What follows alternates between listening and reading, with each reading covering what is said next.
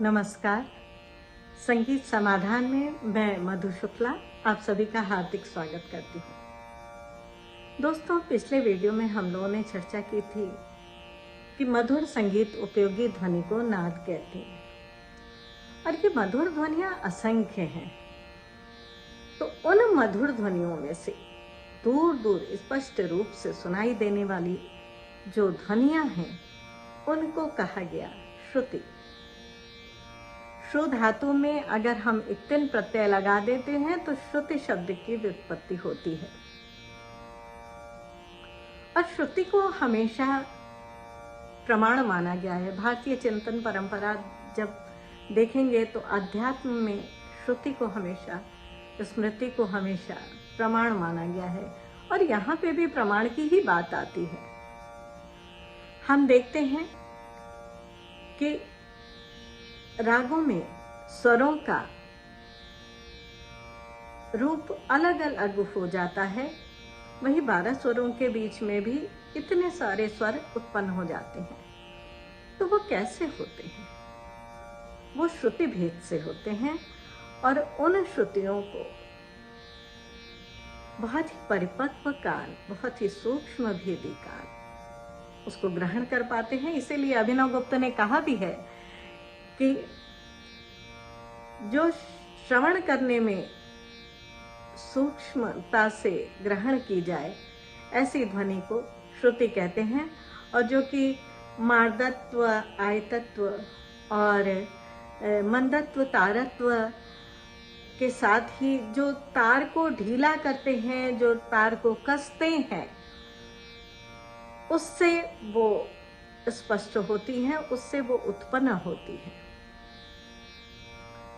अब देखते हैं कि कभी भी जब रागदारी में, जब प्रस्तुति में मंच पर तारों को बहुत ही सूक्ष्म रूप से खूंटी से, फिर मनके से कसा जाता है और फिर जवारी के लिए थोड़ा धागे को प्रयोग करते हैं और उसमें से जो इतना परिपक्व कान है वो उस श्रुति, राग में लगने वाले श्रुति के स्वर को स्थापित कर लेता है अपने वाद्य में।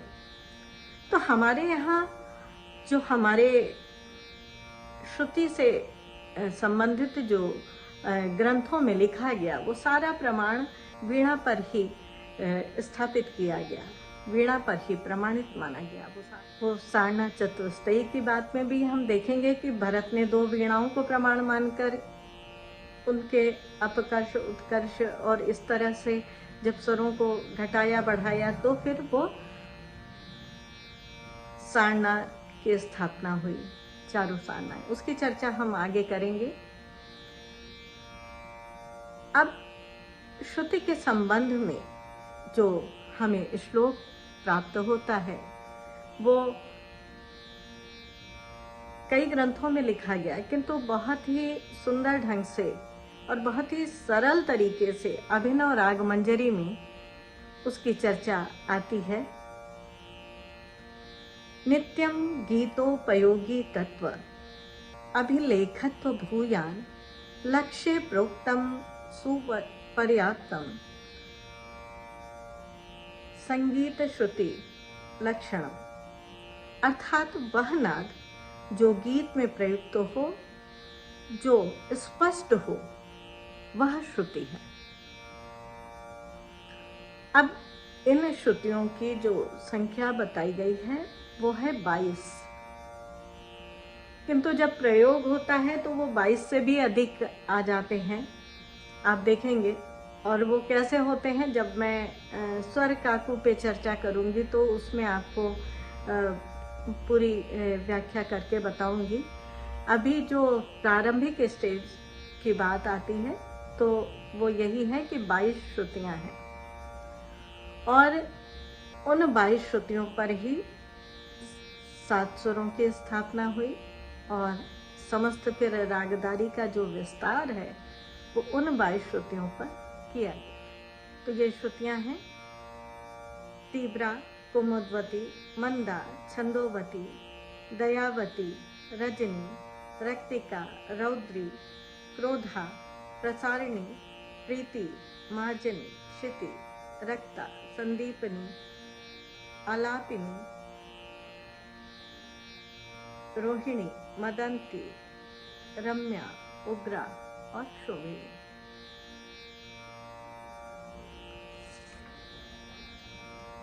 अब इन श्रुतियों का, लोग कहते हैं कि श्रुतियां 7 स्वरों की स्थापना होती है। वो श्लोक आपको मालूम ही होगा। चतुश्चतुश्चतुश्चैव षडज मध्यम पंचमः द्वैद्वै निषाद गांधारौ तीसरे ऋषभ दैवतो, अर्थात सामा पा की 4 श्रुतियां यानी 12 और रेधा की 3-3, 12 6 18 और गानी की 2-2 श्रुतियां यानी 22। तो 22 श्रुतियों पर 7 स्वरों की स्थापना होती है। और इन श्रुतियों की 5 जातियां मानी गई हैं: दीप्ता, आयता, मृदु, मध्या और करुणा। इन जातियों का रसों से भी संबंध माना गया है। अब ये रस की जब बात आती है तो हम ये देखेंगे कि ये नाट्य के संदर्भ में है, क्योंकि यहाँ जिन रसों से जोड़ा गया है उसमें से कई रस हमारे संगीत में नहीं अपनाए गए हैं। जैसे दीप्ता को अद्भुत और रौद्र रस से जोड़ा गया है, तो रौद्र रस हम प्रयुक्त नहीं करते। नाट्य में होता है, नृत्य में भी दिखाते हैं, किंतु हमारे गायन में, वादन में रौद्र रस का प्रयोग नहीं होता है। फिर आयता, जिसको हास्य रस से जोड़ा गया है, और हास्य रस का प्रयोग भी संगीत में नहीं होता है। मृदु को श्रृंगार रस से जोड़ते हैं, और हमारा तो रसराज श्रृंगार हमारे संगीत की आत्मा है। शांत रस तो हर जगह प्रभावी है। अद्भुत रस प्रतिपल प्रतिक्षण है। तो मृदु को श्रृंगार रस से जोड़ा गया।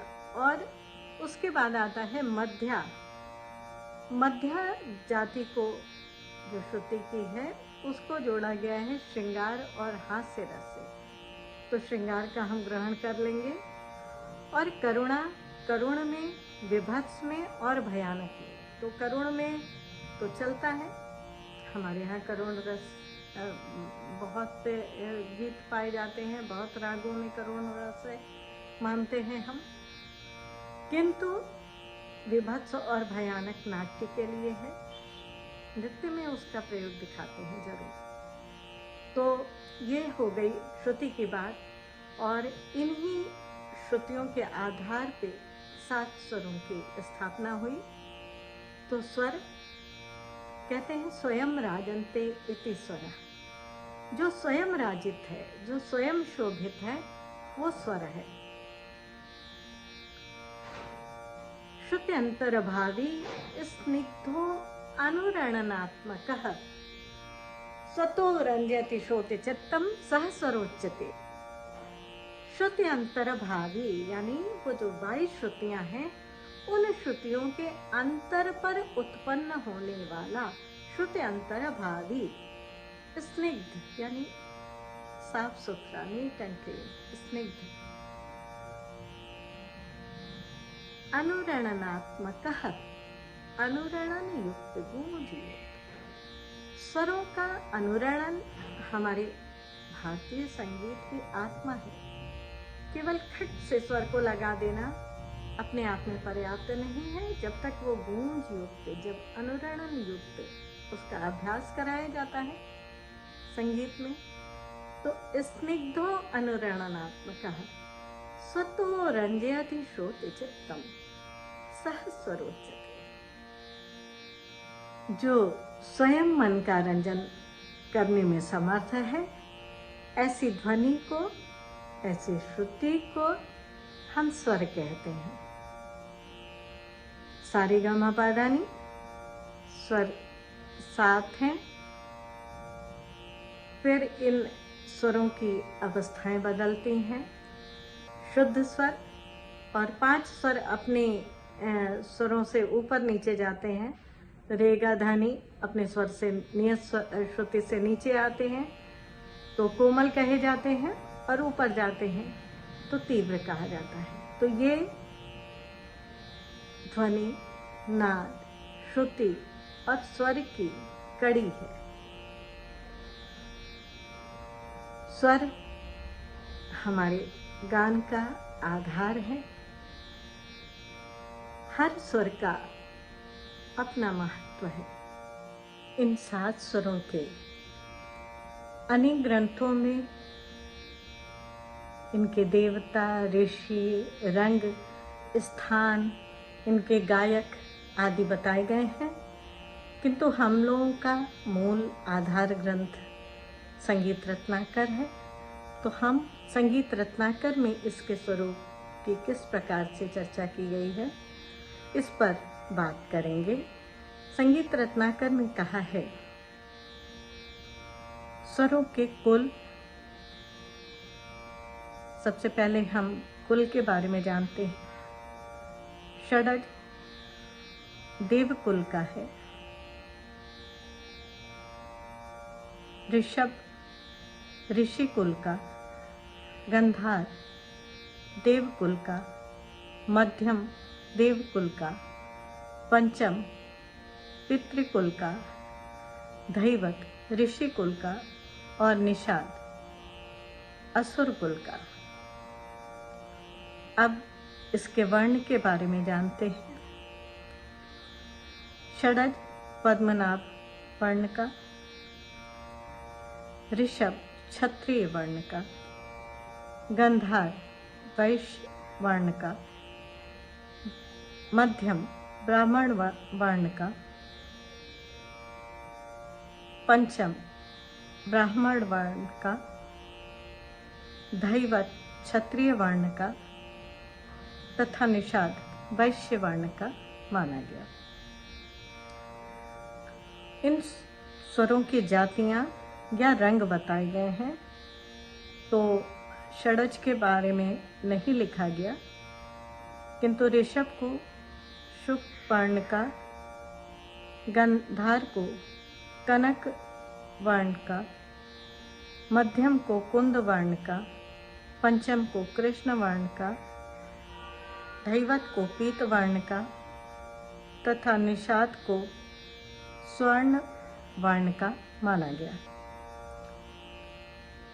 इन स्वरों के देवता की जब चर्चा आती है तो षडज के देवता ब्रह्मा हैं, ऋषभ के ब्रह्मानी, गांधार की भारती, मध्यम की हर, पंचम के इंद्र, गणनायक धैवत के देवता हैं और निषाद की भानु। इन स्वरों के गायक भी बताए गए हैं। तो षडज के गायक हैं अग्नि, ऋषभ के ब्रह्मा, गांधार के सोम, मध्यम के विष्णु, पंचम के नारद, धैवत के तुम्बरु और निषाद के भी तुम्बरु। इन स्वरों के रस भी बताए गए हैं। तो षडज में के जो रस आते हैं वीर, रौद्र और अद्भुत। ऋषभ का प्रयोग जो है वो वीर, रौद्र और अद्भुत के लिए माना गया। गांधार करुण रस का है। मध्यम के रस भी बताए गए, हास्य तथा श्रृंगार। पंचम का हास्य और श्रृंगार। विभत्स का और भयानक का जो स्वर माना गया वो है धैवत। फिर निषाद भी करुण रस का माना गया। इन स्वरों के स्थान माने गए हैं। षडज का स्थान जो है वो कंठ है, ऋषभ का शिर है, गांधार का नासिका, मध्यम का उरस, पंचम का उरस शिरस कंठ, तीनों स्थान माने गए हैं। धैवत का तालु और निषाद का सर्वसंधि। इस प्रकार सातों स्वरों के बारे में विस्तार से ग्रंथों में चर्चा है। आप इसे जानें, पढ़ें, समझें और अगर कहीं कोई शंका हो तो उसे आप ज़रूर कमेंट बॉक्स में दें, हम उन पे चर्चा करेंगे। आज के लिए बस इतना ही। नमस्कार।